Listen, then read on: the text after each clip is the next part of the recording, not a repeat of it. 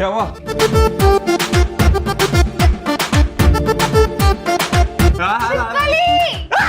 चिपकली! भगाओ उसे, भगाओ। मेरी खुद फटती है भाई।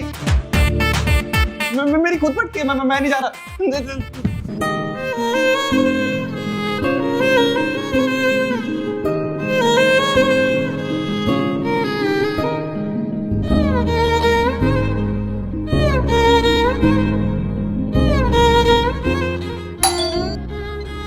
ओ हाय, बेसिकली इस लव स्टोरी की शुरुआत कब से हुई अब तो मैं भी बोलता जा रहा हूँ। खैर, मैं तो निकला था मेरी मम्मी की बहू से मिलने के लिए, पर चीजें धीरे धीरे इतनी बदलती गई जिसका मुझे तो कोई अंदाजा नहीं था। I mean, सच कहूँ तो लाइफ में बहुत सी चीजें आसपास में कोरिलेटेड होती है। पहले मेरा दिल टूटा डेस्की के कारण, देन मैं डिप्रेस हुआ, फिर मेरी फैमिली ने फैमिली ड्रामा कर एक लड़की से मिलने के लिए मुझे मसूरी भेज दिया। रास्ते में मैंने ड्रामा करके मेरी मम्मी की बहू को आने से मना कर दिया, और जब लगा सब सेट है तो ये मोहतरमा मेरी जिंदगी में आ गई, वो भी बिना टिकट के। और मैं इस मोमेंट तक कैसे पहुंचा वो आप एपिसोड 1 से देखकर समझ जाओगे, बट अभी के लिए कोई तो कमबख्त दरवाजा बहुत जोर से खटखटा रहा है।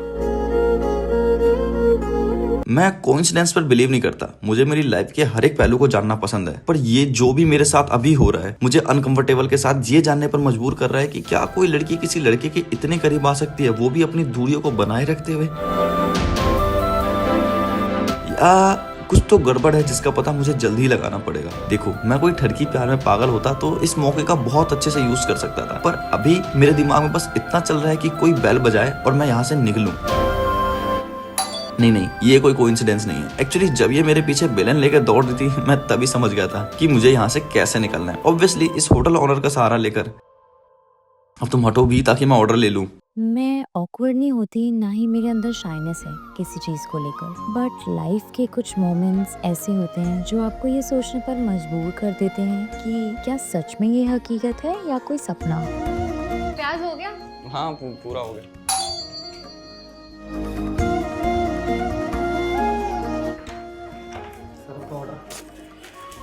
Thank you.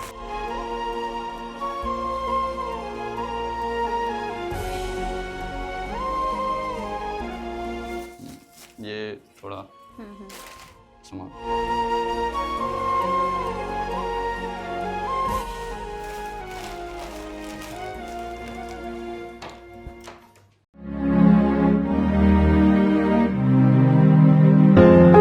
कभी कभी लगता है जिंदगी के कुछ गलत रास्ते आपको ऐसी जगह पहुंचा देते हैं जहां आपको जाना नहीं था, पर असलियत में आपको जाना वहीं था। एट स्टार्टिंग तो मुझे नकचड़ी लगी थी, या फिर कह लो ऐसी लड़की जिसे सिर्फ मौज मस्ती पसंद है, बट तुम्हारे साथ ये मोमेंट स्पेंड करके मुझे इतना तो समझ आ गया था दैट यू जस्ट वांट की।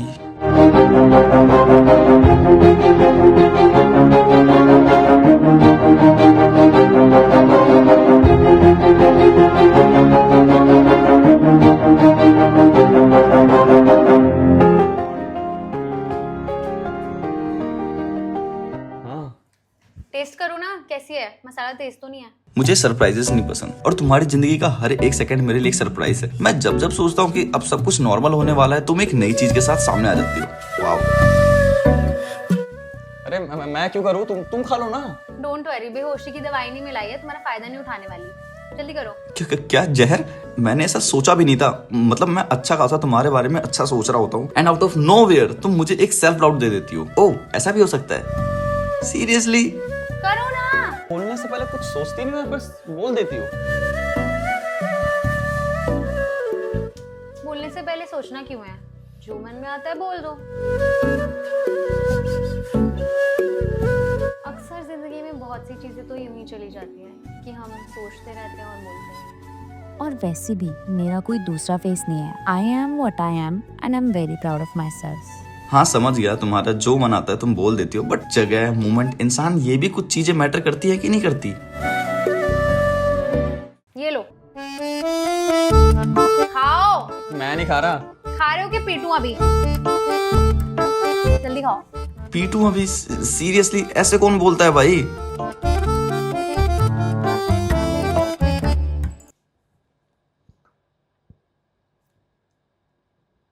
कैसी है?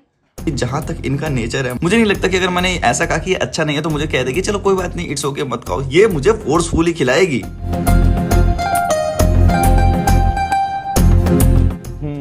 बहुत अच्छी है। मैंने ऐसी मैगी आज तक नहीं खाई अपनी जिंदगी में। आहा, मुझे पता था कि तुम्हें मैगी जरूर पसंद आएगी। रुको रुको, अच्छे से सर्व करके हूँ, वो भी ढेर सारा। अरे नहीं नहीं नहीं, कोई जरूरत नहीं है, इतना काफी है मुझे मारने के लिए। चली गई क्या?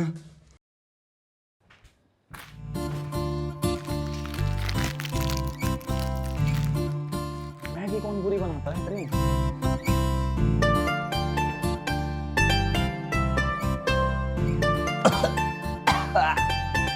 ये लो। अच्छा एक सेकेंड। मैं एक बाइट में 412 मर गया। हे ऊपर वाले बचा ले। कहते हैं मरने के हजारों तरीके थे, पर मैंने एक औरत की बात मानने को चुना।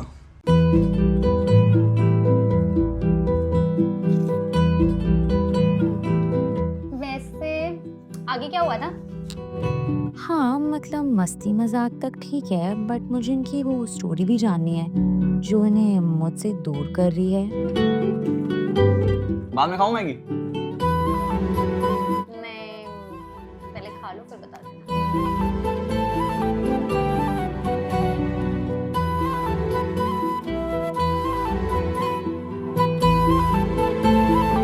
बताओ भी आगे क्या हुआ था जब तुम लोग स्कूटी पे थे? फिर क्या हुआ था? वेल, ये कहानी आपको थोड़ा अलग कॉन्टेक्स्ट में लेकर जा सकती है, तो थोड़ा ध्यान से सुनना। मुझे जब मेरी डेस्की के बारे में पता चला था, मैं उसके नेक्स्ट डे उससे मिलने के लिए वडोदरा गुजरात के लिए निकल गया था।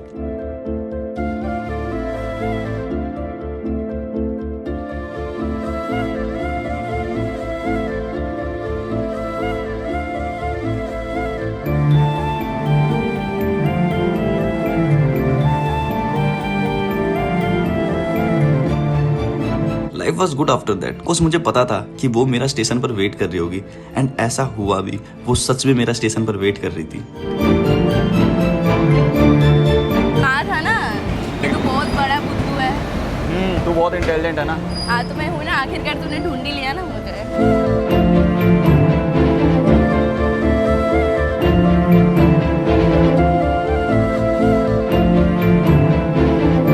वैसे ऐसे मत बोल यार, 10th में 8.6 जीपीए लेके आया था मैं। ओ मेरा गोलू मोलू, तू कब से पढ़ने लगा? बट इसके आगे जो भी होने वाला था, मैं उसके लिए बिल्कुल अनजान था।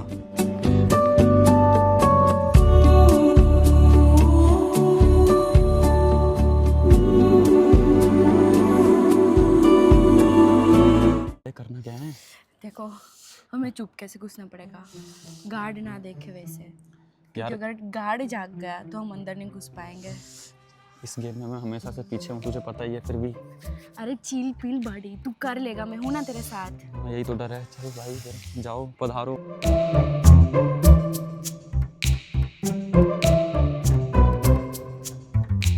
एक सेकंड, तुझे नहीं चलना क्या? चल।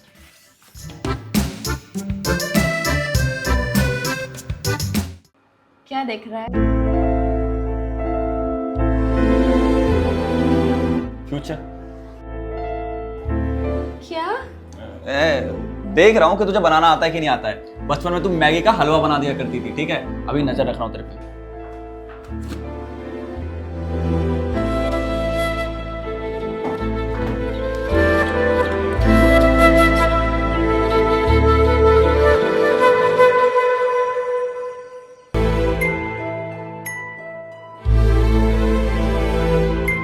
एंड उसके घर में घुसने के बाद थोड़ा सा प्यार मोहब्बत हुआ। एज यूजुअल, अगर आप अपने बचपन के प्यार से मिलोगे तो ये सब नॉर्मल है ना?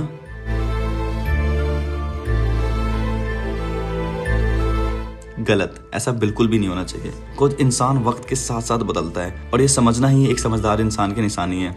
खैर, उसके बाद हमने बहुत सी बातें की थी। अकेली है, अभी जाके पूछ ले, बाद में रोला ना है कोई। कुछ नहीं हुआ, बात मानना, पूछ लूंगा भाई।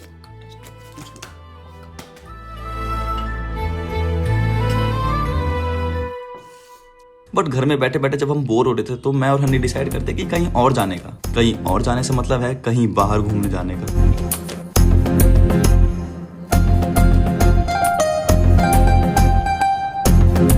Well, everything was good until this. हम लोग घूमे फिरे, बट जैसे ही हम उस डेस्टिनेशन पर पहुंचे जहां हमें पहुंचना था,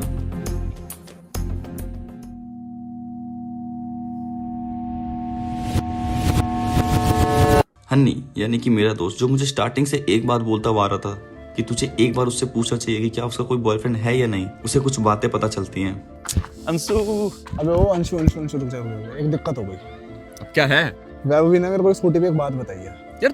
तेरी सुई वहीं क्यों अटकी हुई है? भाई देख, जैसा तू सोच रहा है ऐसा कुछ भी नहीं है यार। तू गलत सोच रहा है यार, जरूरी नहीं है जैसी चीज दिखती हो ना वैसी हो। क्या मतलब? मैं तेरे को धीरे धीरे सब बातें समझा दूंगा, बस तेरे को जैसा कहूँ वैसा करता रहिए। यार देख, मैं महीनों बाद आया ना, ठीक है, उसमें भी तुम मुझे कंडीशन पे कंडीशन दे रहा है कि ये मत कर, वो मत कर, इससे बात मुझे ऐसा करिए तो होगा। भाई मेरी बात सुन यार। यार प्लीज यार, एंजॉय करने देना भाई। चल रहा है यार, तू भी चल रहा है, मैं भी चल रहा, तो चलना। इधर आ। अगर जो तूने मेरी इस बार बात नहीं सुनी ना, मैं तेरे से दोस्ती नहीं रखने वाला, ये बात ध्यान रखिए हमेशा।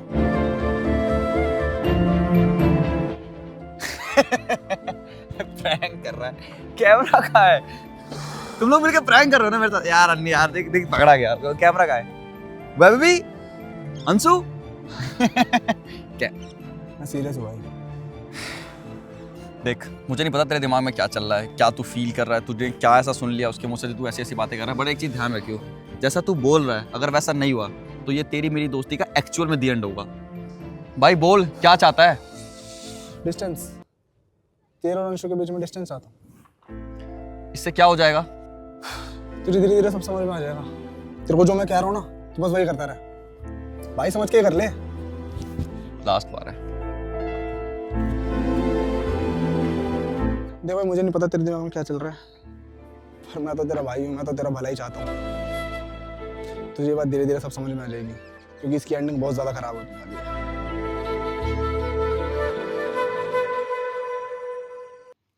अरे यार ऐसा कुछ खास नहीं, बस हम लोग घूमने गए थे और फिर बस। अरे घूमने के बाद कुछ तो होगा, प्यार मोहब्बत टकरार, उसका कोई बॉयफ्रेंड था या? कहते हैं हर एक चीज का दी एंड होता है, पर उम्मीदें साली नरक तक लेके जाती है।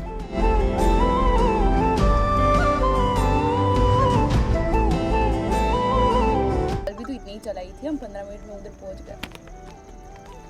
जाते टाइम भी ना, तो हम जा ही रहे। पानी पिएगा? मैं आती हूँ, पानी लेके।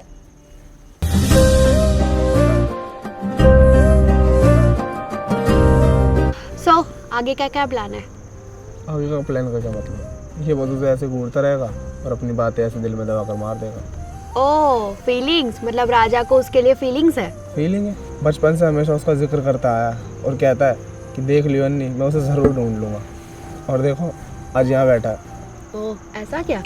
कितना भोला है तुम्हारा दोस्त। क्यों, क्या हुआ? ये जिसके लिए दीवाना बना घूमे जा रहा है, उसको ये भी पता है कि उसके दिल में इसके लिए क्या फीलिंग्स है।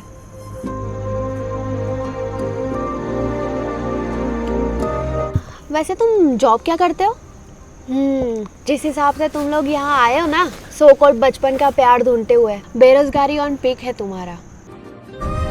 और तुम अंशु के 5% टाइप के भी नहीं हो। अंशु को कैसा लड़का चाहिए पता है? जो एक अच्छी जॉब करता हो, जिसका मतलब रेपुटेशन अच्छी हो, जो अपनी लाइफ में सिक्योर हो, फैमिली बैकग्राउंड ठीक हो, मतलब ऐसा लड़का चाहिए उसे। और तुम्हें देखकर तो ऐसा भी नहीं लगता कि तुम्हें कल का भी पता होगा। सिर्फ प्यार करने से भी प्यार नहीं मिलता, उसके लिए लायक भी बनना पड़ता है। मेरी बात मानो तो तुम लोग है ना, जैसे आए हो ना वैसे ही वापस चले जाओ। मैं 200% श्योर हूँ कि अंशु कभी भी तुम्हें हाँ नहीं बोलेगी। अगर तुमने अपने दिल की बात बता भी दी ना उसे, तुम्हारी दोस्ती ही खराब होगी। तो मेरा तो वही सजेशन कि तुम यहाँ से निकलो और अपना सामान उठाओ और जाओ।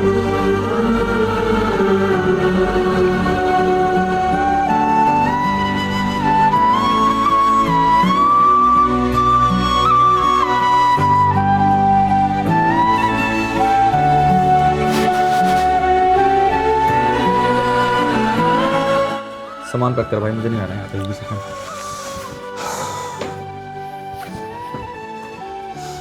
भाई सामान पैक कर जल्दी से। भाई एक बार उससे बात तो कर लेता यार। भाई तूने देखा ना उसकी फ्रेंड को, कितनी कॉन्फिडेंट में बोल रही थी। ठीक है। कभी कभार आपको बहुत सी चीजों को बस इसलिए पीछे छोड़ना पड़ता है क्योंकि अब आप उसके साथ आगे नहीं जा सकते। इवन तो आप तैयार हो सब झेलने के लिए, सारे दुख, सारे दर्द, सारे क्रिटिसिज्म, सबके लिए, but you have to leave that thing. बुरा लगता है पर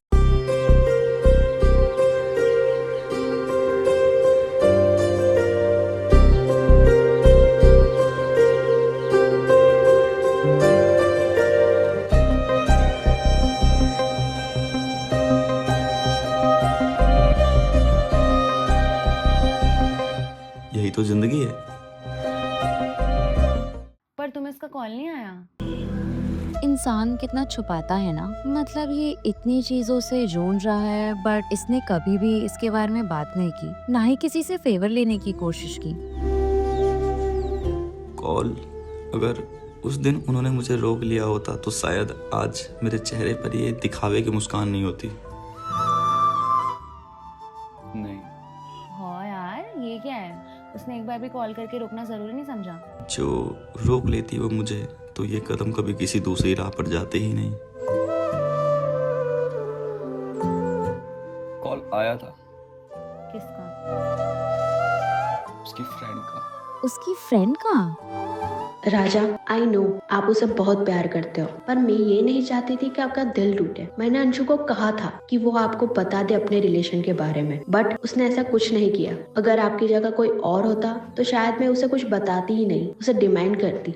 बट आप उसके बचपन के प्यार हो और उसे सिर्फ मिलने के लिए एक बार नहीं 2-2 बार आप गुजरात आए। एज अ ह्यूमन बीइंग ये मेरा फर्ज था।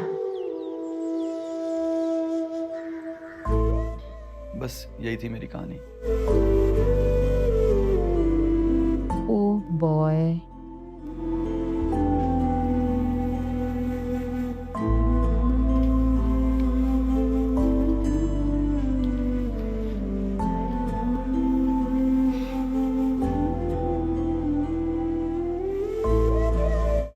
गाना यही है अंशु?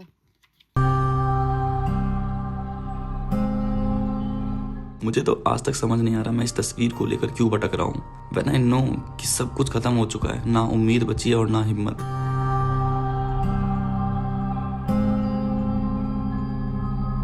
मेरे पास एक आइडिया, रुको। आइडिया? कैसा आइडिया? ओ हेलो, प्लीज इस फोटो को कुछ मत करना। ये फोटो, ये तो ऐसे हो गई है जैसे मेरे किसी शरीर का हिस्सा हो। मैं लाख कोशिश कर लूं इसे खुद से दूर करने का, बट फिर भी ये घूम फिर कर मेरे पास आ जाती है। और तुम कहते हो कि तुम्हारा मेरा कोई कनेक्शन नहीं है। कैसे? मैंने ये डायरी आज से 3 महीने पहले एक रेस्टोरेंट में छोड़ दी थी जो तुम्हें मिली। तुमने उसका ध्यान रखा जब तक मैं तुम्हारे पास नहीं आया, और फिर ये डायरी आज तक मेरे साथ है। ये डायरी, तुम्हारी फोटो, तुम्हारी यादें, क्या करूं मैं इनका? मैं जितना इन सब से उबरने की कोशिश करता हूँ, मैं उतना इसमें घुसता जा रहा हूँ। तुम मेरी जिंदगी की नमक बन गई हो। तुम्हारे बिना सब कुछ फीका लग रहा है। क्या कोई तरीका नहीं है क्या तुम्हारे पास आने का? अगर तुम्हारे पास आने का तरीका नहीं है तो कोई मुझे तुमसे दूर करने का ही तरीका बता दे।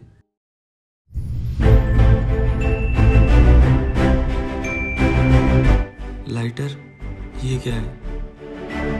मैंने आज से 8 साल पहले एक मूवी देखी थी, जब वी मेट। उसमें एक बहुत अच्छा सीन था। बर्नेट राजा। Burn it? क्या बकवास है। किसी की तस्वीर को जला देने से क्या वो हमारी जिंदगी से चला जाता है? सच अ बुलशिट। बर्नेट राजा। क्यों? हाँ, बर्नेट। पर क्यों? जलाना क्यों है? जब वी मेट नहीं देखी क्या? अरे देखी है, बट ऐसा सिर्फ मूवीज में होता है। फिल्मी दुनिया से इंस्पिरेशन लेकर लोग एक और नई मूवी बना सकते हैं, बट खुद की जिंदगी में उस चीज को अप्लाई करना उतना ही मुश्किल होता है। मानो या ना मानो, जिंदगी सिर्फ एक जिंदगी है अगर उसमें प्यार के रंगों को जबरदस्ती ना भरा जाए।